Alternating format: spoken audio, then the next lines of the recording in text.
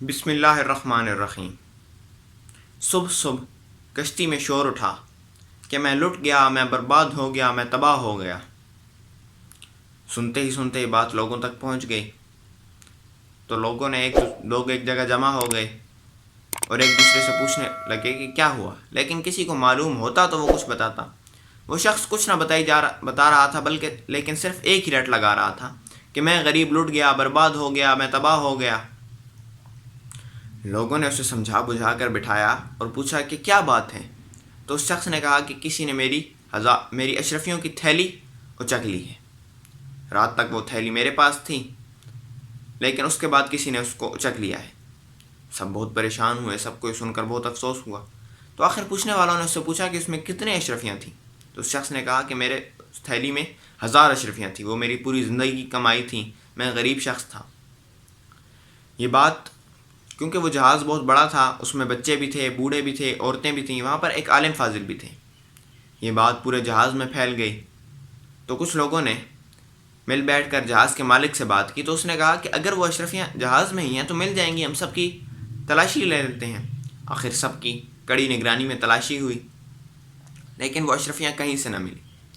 تو اس کے بعد سب پھر اس شخص پر الٹ پڑے اور اس کو لعنت ملامت کرتے رہے کہ تم جھوٹے ہو، جرا ہوئی، جس سے ثابت ہو گیا کہ وہ شخص جھوٹا ہے۔ تو سب اس کو لعنت ملامت کرتے رہے کہ جھوٹا، لعنتی، فریب کار، دھوکے باز، کبھی بچ نہیں سکتا، اس کو سزا اسی دنیا میں ہی ملتی ہے اور کڑی سے کڑی سزا ملتی ہے۔ آخر وہ بھی اپنی جگہ پر بیٹھ گیا، سب اپنی جگہ بیٹھ گئے، لیکن ساری کشتی میں اس پر لعنت ملامت ہوتی رہی۔ جب جہاز کا سفر شروع ہوا تھا تو وہ شخص مٹر گشت کرتے ہوئے اللہ کے نیک ولی کے پاس پہنچ گیا تھا۔ وہاں وہ ان کی خدمت کرنے لگا تو وہ بھی اس کو دین کی باتیں بتاتے رہے اور اللہ اور اس کے رسول کی باتیں بتاتے رہے اور نیکی کی تبلیغ کرتے رہے۔ اس شخص نے باتوں باتوں میں پوچھ ہی لیا کہ ان کے پاس 1000 اشرفیوں کی تھیلی ہے۔ وہ اللہ کے نیک بندے اسے تبلیغ کر رہے تھے، جبکہ وہ فریب کار زہریلی گندی سوچ لے کر بیٹھا تھا۔ جب اس کو یقین ہو گیا کہ ان کے پاس 1000 اشرفیوں کی تھیلی ہے تو اس نے یہ ڈرامہ رچایا کہ میری تھیلی گم ہو گئی ہے۔